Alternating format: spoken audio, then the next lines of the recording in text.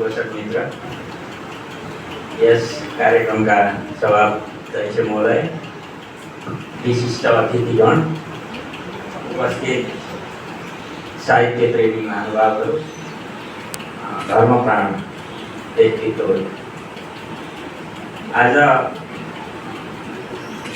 खुसी नै लागेको छ।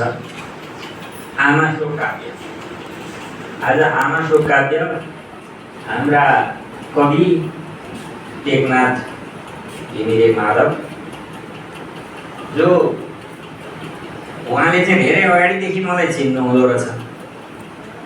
मैले चाहिँ भर्खर उहाँलाई चाहिँ चाहेँ, तर आज यस्तो अवसर जुटाइदिनु भयो कि यो काव्यको विमोचनको प्रमुख आतिथ्यता गर्ने अवसर प्रदान गर्नु। यसका लागि म उहाँप्रति सदा ऋणी छु। मलाई लागिरहेको थियो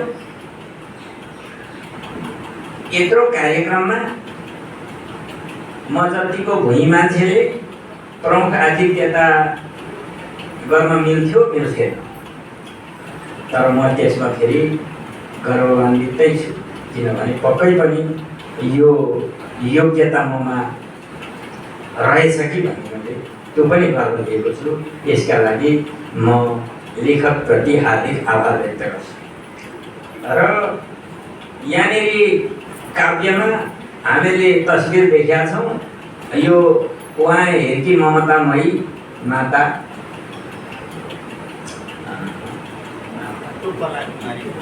टोपला कुमारी, उहाँको तस्बिर छ। र सर्वप्रथम म माताजीको वैकुण्ठवास भएको छ, यसका लागि उहाँप्रति हार्दिक श्रद्धाञ्जली अर्पण गर्न चाहन्छु। अब यो कार्यक्रमलाई लिएर थोरै, अब धेरै यहाँ हाम्रा कवि साथीहरू त हुनुहुन्थ्यो, सबैको समय पुगेन। मैले यसो घडी हेरेँ, मेरो पालोमा आइपुग्दाखेरि 2 बजी भइहाल्यो। त्यसो हुँदा केही साथीहरूले एउटा दुईवटा श्लोकहरू वाचन गर्नुहुन्थ्यो होला, त्यो समय पुगेन। यसका लागि म प्रमुख अतिथिको तर्फबाट पनि हार्दिक क्षमा प्रार्थी नै छु। र यसमा सर्वप्रथम आजको कार्यक्रममा यो कार्यक्रमपट्टि नै अलिकति जाउँ। कार्यक्रमको औचित्यमाथि लेखक टेकनाथ घिमिरे माधवज्यूले प्रकाश पार्नु भएको थियो। यो काव्य कसरी जन्मियो भन्ने विषयलाई लिएर यहाँहरूले सुनि नै हाल्नुभयो, यसको बारेमा म टिप्पणी गर्दिनँ। दोस्रोमा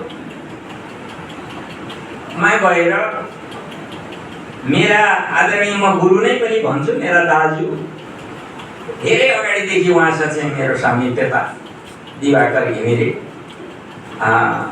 यो काव्यका ज्येष्ठ सुपुत्र, उहाँसँग चाहिँ मेरो, हामी नजिकै पनि बस्यौँ, छिमेकी भएर पनि बस्यौँ, बरबोटे र पिपलबोटेमा। र उहाँसँग चाहिँ मेरो सामिप्यता थियो। दोस्रोपल्ट उहाँले माताको बारेमा चाहिँ वर्णन गर्नुभयो, उहाँ भावुक पनि हुनुभयो, म बुझिराखेकै छु। आमाको बारेमा, बाबुको बारेमा, आफ्ना प्रियजनको बारेमा वर्णन गर्न सकिँदैन, किनभने गाईलाई लग्यो नि आज कसैले पाछो छुटाइकन, पोथी पास परी मरि निपुणका बच्चा नहुर्किकन भनेर चाहिँ भाका हालेर, अलि अतिशयोक्ति हुँदैन भने म नाम लिन्छु, सरू गुरागाईको भाकामा वाचन गर्ने हो भने मान्छेले तर्क हाँसो जान्छ। शोक काव्य भनेको त्यस्तो चिज हो। त त्यस कारणले गर्दाखेरिमा उहाँले आमाको बारेमा वर्णन गर्नुभयो। मलाई लाग्छ उहाँले धेरै ठाउँमा उहाँको बुवा मम्मीले बस्नै सक्नु भएको रहेछ। इलामको माई मजुवादेखि हुँदै यहाँ चाहिँ यो सहरे डाँगीसम्म आइपुग्दा उहाँको अवसान हुन पुगेछ। धेरै ठाउँहरू बन्नु भएको छ, यो बारेमा म भन्दिनँ। यस पछाडि यो काव्यको टिप्पणीकारको रूपमा, विश्लेषकको रूपमा, समीक्षकको रूपमा आदरणीय सर हेमराज अधिकारी सरले चाहिँ परिचर्चा गर्नुभएको छ। हामीले सुन्यौँ, बडा मिठो स्वरमा एकदमै उहाँको चाहिँ फ्रन्टली गएको छ, काहीँ चाहिँ नरोकिकन त्यस किसिमबाट उहाँले चाहिँ चर्चा गर्नुभएको छ। यस्तै स्वरूप घिमिरेले चाहिँ यो आमा श्लोक काव्यबाट 3टा श्लोक वाचन गर्नुभएको छ र ती श्लोकहरू चाहिँ श्लोक नम्बर 1, 2 र 5 चाहिँ उहाँले वाचन गर्नुभएको छ। मेरो छोरीको नाम रहेछ, एकताल उठिदिन पनि म आग्रह गर्छु। स्वरूप घिमिरे धेरै धेरै प्रयत्न गर्नुपर्छ। हामी कविता लेख्ने मान्छेहरू, हामी 60 काटेका मान्छे मात्रै छौँ यहाँ, धेरै जसो हामी जो भेला भएका छौँ 60 काटेका मान्छेहरू पनि छौँ। तर हाम्रो उद्देश्य के हो भने हाम्रो कविता लेख्नुको उद्देश्य, काव्य सभामा भाग लिनुको उद्देश्य, प्रवचन गर्नुको उद्देश्य, काव्य वाचन गर्नुको उद्देश्य के हो भने पछिल्लो पुस्तालाई हामीले कति हस्तान्तरण गर्न सक्यौँ हाम्रो सिप भन्ने हो।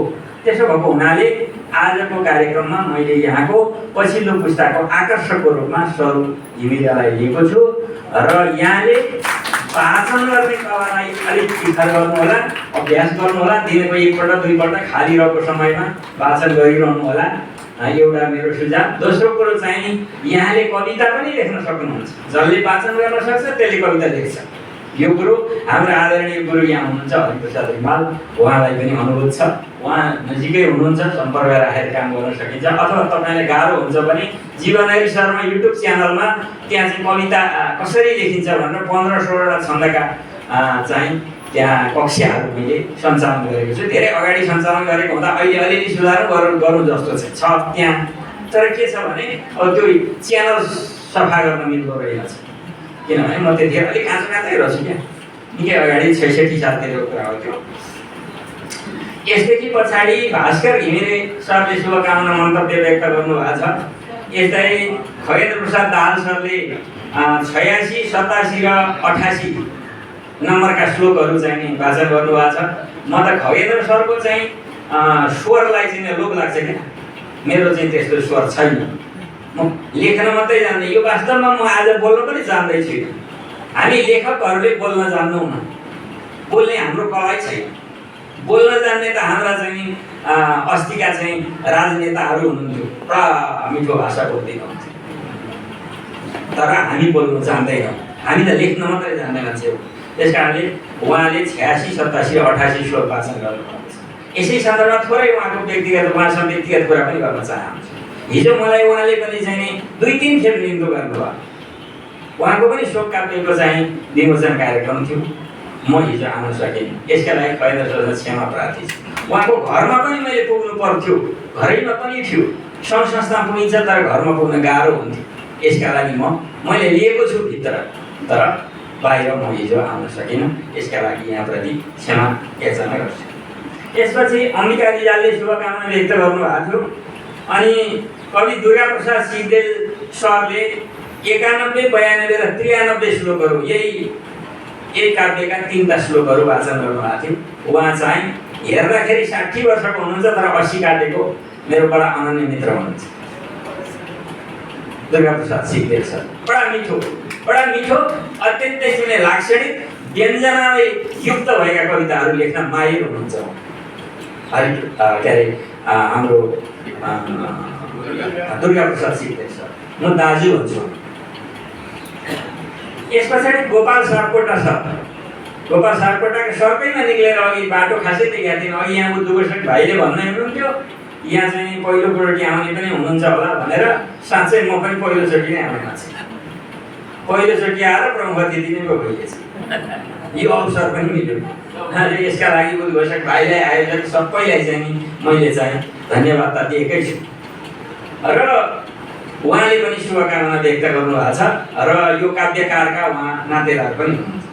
यस्तै जय आचार्य सर, उहाँ काँक्राबिटा बस्नुहुन्छ, धुलाबारी बस्नुहुन्छ र उहाँ त वास्तवमा चाहिँ आँसु कवि नै हो क्या, ठ्याक्कै कविता निकालिहाल्नुहुन्छ। त्यस्तो चाहिँ व्यक्तित्व हो जय आचार्य। हाम्रो धेरै अगाडिदेखि सामान्यता छ उहाँसँग र उहाँले 51, 52 र 53 श्लोकहरू चाहिँ वाचन गर्नुभएको थियो। र त्यस पछाडि प्रेम प्रकाश फलारी, मेरा आदरणीय दाजु पनि हुनुहुन्छ प्रेम प्रकाश फलारी, र उहाँ त्रिफला राष्ट्रिय पुस्तकालयको संस्थापक अध्यक्ष हुनुहुन्छ। धेरै हाम्रो चाहिँ सामिप्यता छ, सँगै खाइयो, सँगै सुत्यो, सँगै हिँड्यो होइन। त्यो वर्णन नगरौँ मैले। र उहाँले चाहिँ एउटा नेपालकै अन्तर्राष्ट्रिय किसिमको चाहिँ पुस्तकालय स्थापना गरेको कुरो यहाँ हाम्रा नजरमा छँदैछ। म यति भने उहाँले शुभकामना व्यक्त गर्नुभयो। यस पछाडि हरिप्रसाद रिमाल सर, म आदरणीय गुरु नै भन्छु उहाँलाई। म यो साहित्यको चेलो नै हो उहाँभन्दा उहाँ संस्कृतको बेसको मान्छे, म सोसल स्टडीको बेसको मान्छे। हामी सोसल स्टडी पढाउँथ्यौँ, खगेन्द्र सर र म, खगेश्वर सर र म। हाम्रो नजिकै विद्यालय थियो, हामी छिमेकी सानैदेखि हाम्रो चाहिँ थियो। सोसल स्टडीको मान्छे र संस्कृत बेसको मान्छेमा काव्य लेख्ने कुरामा धेरै अन्तर पर्छ। धेरै मैले चाहिँ अध्ययन धेरै गर्नुपर्छ। त्यस कारणले मैले उहाँलाई गुरु मानेको छु। र उहाँले 66, 67 र 68 नम्बरका श्लोकहरू वाचन गर्नुभएको थियो। उहाँको बडा त्यो नरगुटक छन्दमा अस्ति एकजनाले धुलाबारीमा यो मैले कुन छन्दमा वाचन गर्ने हरिगुरु सरले भनिदिनु पर्यो भनेर अड्को पनि थाप्नु। यो कविहरूलाई अड्को पनि आउँछ क्या।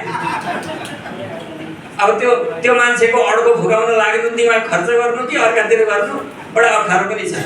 त त्यस्तो अड्को चाहिँ नथापिदिनुहोस् कसैले भन्ने म आग्रह पनि गर्न चाहन्छु। त्यो दिगदारी कुरा हो। आफैले हेर्ने, आफैले गर्ने। अहिले युट्युबमा पनि आउँछ, कुनै केमा पनि आउँछ। तर मलाई त्यो ठिक लागेन क्या। भनिदिनु भयो गुरुले नरगुटक छन्द भनेर, तर त्यस्तो चाहिँ अड्को गर्नु हुँदैन। किनभने मान्छे व्यस्त हुन्छ, उसको पनि दिमागले अर्कातिर चाहिँ काम गर्न गाह्रो हुन्छ। र यस पछाडि आजको विशिष्ट अतिथि खगेश्वर अधिकारी सर, अघि पनि मैले भने उहाँ र हामी सँगै पढाउने काम गऱ्यौँ, पढ्ने काम गऱ्यौँ, छिमेकी भयौँ। र अहिले चाहिँ बस्ने क्रममा उहाँ काँक्राबिटा बस्नुहुन्छ, काठमाडौँमा उहाँको घर छ। उहाँका घरमा पनि म पुगेको छु। म अहिले चाहिँ इलामबाट आएर चाहिँ दमकमा बस्छु। र यो बस्ने क्रम त्यस्तै रहेछ। त्यहाँ पनि बसिँदैको स्थानान्तरण मान्छेको केले गर्छ भन्ने कुरो केही थाहा छैन मलाई। मैले इलामको सुम्मेक भन्ने ठाउँमा पछि बुढो हुँदाखेरि टोइलेट जान सजिलो हुन्छ भनेर सिँढी नपाई सिधै यो अहिले चाहिँ अपाङ्ग मन्त्री भन्छ नि हो, त्यस्तो अपाङ्ग मन्त्री मैले टोइलेट बनाएको थिएँ सिधै दैलाबाट चाहिँ जाँदा हुने। किनभने लौरोटिका जाँदा नअल्झिने गरी। पछि म 60 वर्षै नभइकन त्यो छोडेर मैले चाहिँ इलाम आएर बसेँ। इलाम आएर 4 वर्ष बसेपछि फेरि त्यहाँबाट चाहिँ छोराछोरी अब झापातिर सबै दौडिन्छन्, झापातिर दौड्यौँ हो भनेर भने होला भनेर आएको। गर्मीले झन्डै मऱ्यो।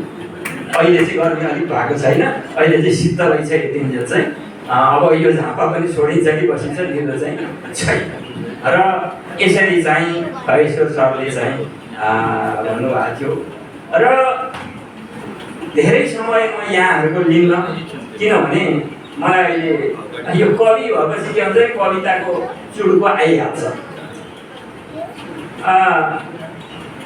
कसलाई लाटो छ भनेर भन्छन्, जोता बखतमा पनि चुप रहन्छ। अब अलिकति नबोलौँ भने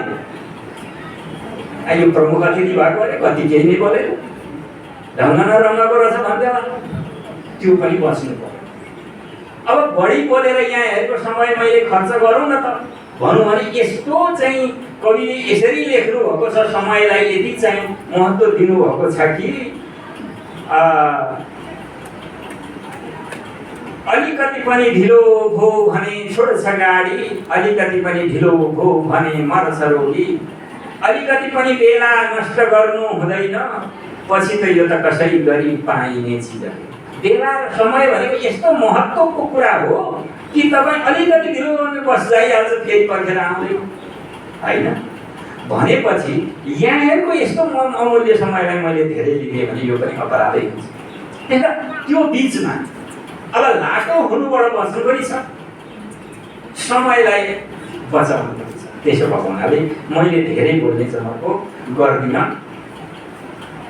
र अब अलिकति काव्यतिर जाउँ, थोरै म धेरै समय त लिन्न, काव्यतिर जाउँ। काव्यकारको यो दोस्रो कृति, उहाँले छन्दमा कविता लेख्नुहुन्छ। मैले यसको भित्री कुरो थाहा पाएको छुइनँ। यहाँहरूले वाचन गरेका कविता 10-20वटा श्लोक सुने, अरू कुरो त मैले थाहा छैन। यहाँका चाहिँ समीक्षकले के लेख्नु भएको छ त्यो पनि थाहा छैन। म यहाँ चाहिँ आसन्न आएपछि मात्रै यो किताब मैले प्राप्त गरे हो। र किताबहरू कृतिहरू दुई किसिमबाट चाहिँ पढिन्छ भन्ने मलाई लाग्छ, मेरो अनुभव। एउटा पढ्ने काम हामी गर्छौँ। पढ्ने भनेको कुरा के हो भने सरले पढ्ने छन्के पढिस् पढ फलाना किताब मैले पढेँ, यसभित्र के छ भन्ने कुरो म व्याख्या गर्न सक्दिनँ। त्यो भनेको पढाइ हो, पढ्ने काम हो। अब यो भित्र के छ भनेर साङ्गो पाङ्गो चाहिँ म भन्न सक्छु भने त्यो चाहिँ अध्ययन। त्यसला म कुनै दिन यो कृतिलाई अध्ययन गर्नेछु। एउटा मेरो कुरो पढ्न त म भरे घरमा लगेर पढिहाल्छु, त्यो ठुलो कुरो भएन नि पढ्ने। तर अध्ययन गरेँ भने चाहिँ म यसको बारेमा लेख्न पनि सक्ने भएँ, भन्न पनि सक्ने भएँ। त्यसो हुँदाखेरि यति मेरो वचनबद्धताको कुरो भयो। अब कृतिहरूलाई थोरै अघि उद्घोषक भाइले थोरै मेरो विश्लेषण पनि भन्नुभयो कि उहाँ चाहिँ एउटा समीक्षक पनि हुनुहुन्छ भनेर। मैले धेरै मेरा मित्रहरूलाई मेरो किताब छापिन आँटो भनेको पनि 4 वर्ष बितेछ। म त माको ढाँड भइसकिगएँ। मेरो एउटा समीक्षाको किताब चाहिँ छापिँदैछ भनेर मैले भने। एउटा समीक्षा मैले आजभन्दा 4 वर्ष अगाडि सन् 2022 मा सिक्किम राज्य सरकारले छापिदिन्छु भन्यो। मैले आज चाहिँ मञ्चमा यो भने है, नभए मञ्चमा भनेको थिइनँ। राज्य सरकारले चाहिँ छापिदिन्छु भन्यो। मेरो एउटा र फलारी बाबाको एउटा, यहीँ हुनुहुन्छ फलारी बाबा पनि, त्यहाँका वरिष्ठतम अधिकारीले बोलेको कुरो हो, यो खेलाची कुरा होइन। हामी पनि सभामा थियौँ र त्यसमा कागजी रूपमा हामीहरूले चाहिँ निवेदन गर्ने, निवेदनमा सही लगाउने सबै कुरा चाहिँ हामीले दर्ता गर्ने काम पनि गऱ्यौँ। तर आजसम्म 2022 देखि 26 को पनि कति महिना, 4-5 महिना भइसकिसक्यो, आजसम्म हाम्रा कृतिहरू छापिएन। र अब चाहिँ मैले माया मारेँ त्यहाँनिर, किनभने अब यसरी 4 वर्ष हामीलाई पुऱ्याएपछि अर्को कृति लेख्न पनि त हामीलाई समय गयो नि त। उत्साह हुन्थ्यो, एउटा साथीभाइले लेखेका मान्छेहरूले चाहिँ कस्तो लेखेछौँ हामीहरूले भन्ने कुराको विश्लेषण गर्नुहुन्थ्यो, ऊर्जा दिनुभयो भने अर्को लेख्थ्यो नि त। त्यसलाई त्यो ऊर्जा हामीलाई प्राप्त भएन। त्यसलाई अब अरू नै चाहिँ कोही खोजेर अब आफै छाप्नु न त भन्नु भने यहाँहरूलाई थाहा छँदैछ, लेखकहरूका गोजीमा पैसा हुँदैन। सबभन्दा पैसा नहुने मान्छेहरू लेखक हुँदा रहेछ। उहिले चाहिँ हामीले लक्ष्मीप्रसाद देवकोटाको इतिहास पढ्दा पनि त त्यो लक्ष्मीप्रसाद चाहिँ गरिब थिए अरे, कोही के हुन्थे अरे भनेर पढ्थ्यो। हो, पक्कै गरिब हुनुहुन्थ्यो लक्ष्मीप्रसाद, किनभने अहिलेको काठमाडौँको उहाँको खायल भएर उहाँ खरबपति हुनुहुन्थ्यो। त्यतिखेर घडेरी बित्दैन थियो, गाई नै पाल्नु पर्थ्यो, खेती नै गर्नु पर्थ्यो, अनि त्यसो भएपछि त गरिब भइयो नि त। अहिले त घडेरी बेचेर धनी भएका न हुन् मान्छे। त त्यस कारणले गर्दाखेरिमा निकट भविष्यमा म पनि चाहिँ सोचिरहेको छु यहाँहरूलाई समीक्षाको किताब म निकाल्छु। तर मैले लेखिवरी तयार गरेर चाहिँ त्यही पैसाले मात्रै अड्यो, प्रिन्ट गर्न मात्रै अड्केको। जो छनौटमा पर्नुभयो चाहिँ एउटा सहरबाट एकजना छनौटमा पर्नु भएको छ। मेरो एकल छनौट समिति छ, त्यो म आफै मेरा ब्रह्मले देखेको मान्छेलाई म छान्छु। र त्यो निकालेपछि यहाँले समीक्षा गर्नुहुन्छ, ठिकै भएछ भने मलाई उत्साह दिनुभयो भने फेरि अर्को लटको फेरि म चाहिँ दोस्रो लेख्ने प्रयत्न गर्छु। अहिले म कवितामा अलिक कम लागेको कुरो चाहिँ हरि सरलाई पनि थाहा छ, किनभने किन सर यसरी भन्दै हुन्थ्यो। इलाम जाने क्रममा सँगै पऱ्यो अस्ति कहिलेतिर हिउँतिर, अनि बाटाभरि भलाकुसारी गर्दा मैले यही कुरो उहाँलाई बताएको थिएँ र म अहिले त्यसरी चाहिँ पछि परेको छु।